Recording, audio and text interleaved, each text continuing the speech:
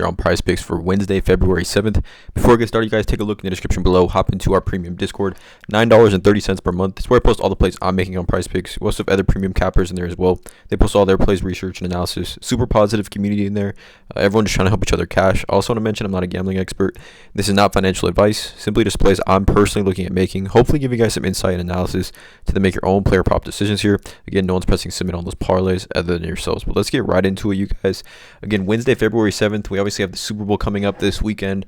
And overall, just kind of a weird time in the NBA, I'd say, just with the trade deadline coming up too. We don't know what's going to happen specifically. So yeah, keep in mind that the trade deadline is coming up. So I think there's some narratives going on with some teams as far as playing players a little bit more that normally don't play as much, and things like that. But let's get into it, you guys. We have a pretty decent sized slate here. 1, 2, 3, 4, 5, 6, 7 games. 7 games on the slate tonight, so 14 teams playing here. Yeah, let's not waste any time, you guys. Let's just get right into it. First play, both these plays actually are going to be first half plays because of some of these spreads here, like 12, 7, 11.5, 8, 4.5, 13.5, and 7. So the closest spread we have is a 4.5 Golden State versus Philly game. So I'm just going to not really worry about that and take some first half plays here. I do like the first half plays a lot. But yeah, let's get into this. First play here I like is going to be Jakob Poeltl over his first half, 12.5 PRA first half. They don't have his fantasy score up, but I mean, if his fantasy score up is anywhere like at 14.5, maybe 15.5, I would play that as well. But at 12.5 PRA for Jakob Poeltl in the first half here, he's over this line in 3 of his last 4 games. Coming back from that injury, he didn't play from January 7th to February 2nd, so I think he's really back, getting his conditioning back here after playing 3 games here. 13 and 17 PRA over his last 2 games in the first half. Looking at this game here, Charlotte versus Toronto. Now, this is a 7-point spread. It is in Charlotte, so hopefully, I mean, it remains competitive, but without foul trouble, this should be easy over for Jakob Poeltl. We take a look at his first half game log this season with Emmanuel Quickley on the floor, which is what I think is key here. I think he really benefits from Emmanuel Quickley being on the floor here. Emmanuel Quickley loves to pass the ball to Jakob Poeltl, and they play really well in that pick and roll.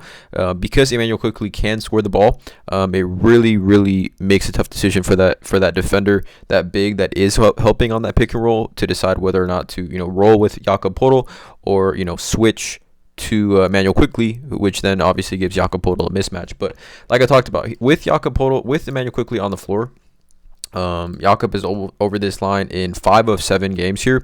But this matchup against the Charlotte Hornets is just way too elite for me, in my opinion. We look at centers.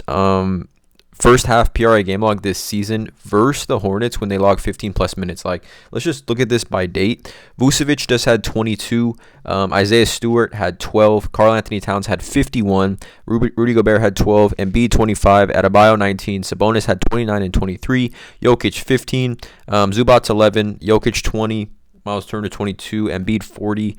Valanciunas 23. Poeltl here 14. He just had 14, I guess, a little while ago. December, he had 14 PRA, 8, 5, and 1 in 15 minutes. Was in a little bit of foul trouble here. But we look at this game, right? And this is the key differentiating factor, in my opinion. This game had Pascal Siakam and OG Anunoby on the floor. Completely different lineup than what they're running now. Also, Precious Achiuwa.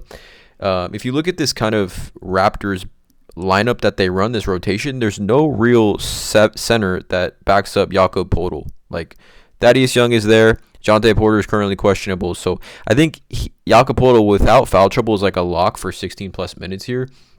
But if we take a look at the on-off court with this season, when Pascal Siakam is off the floor, now this goes for the entire season. This is off the floor per 36 minutes. Jakob Poeltl averages 17.8 points, 13.1 rebounds, and 2.7 assists. So we're talking about Jakob Poeltl averaging like 33, 34, probably like close to 35 PRA per 36 minutes with Pascal Siakam off the floor, and you can see the increases. He averages 4 more points and 2.2 more rebounds with Pascal Siakam off the floor, and I really think it's benefited him since the trade deadline. Really, just the usage that he's going to see as the center on this Raptors team. So 12.5. Again, the Hornets just give up a ton of production to centers. So it's a great spot for Jakob Poeltl. The second play here is going to be a fantasy score first half, and I'm looking at Derrick White over 14.5 fantasy against the Atlanta Hawks. Now, this is a sneaky play in my opinion. I think Derrick White, one of the more underrated players in the league. I think people were talking about him potentially being an all-star this season. But we look at Derrick White. All right, we look at Derrick White, his first half fantasy score game log this season at home. Let's go back and actually take a look at this. First half fantasy score game log this season at home. He had his best game of the year versus Atlanta earlier this season. 31.9 first half fantasy points, 19 minutes, 13, 2, 7, and 2. 31.9 fantasy points, and he's hit this line a decent amount of times this season. Like the hit rate, I think, is probably around like 65% on the year here for Derrick White.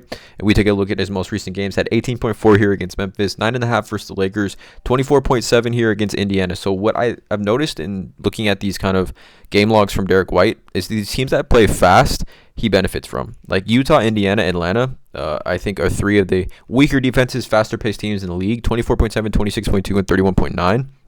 We look over on Outlier.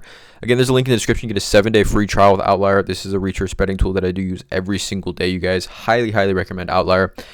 Derrick White, over 1.5 blocks plus steals. He's minus 140. Okay, and the Atlanta Hawks give up the 8th most steals and 8th most blocks to opponents. Derrick at least 2 blocks or steals in what is this, like 9 of his last 10 games here.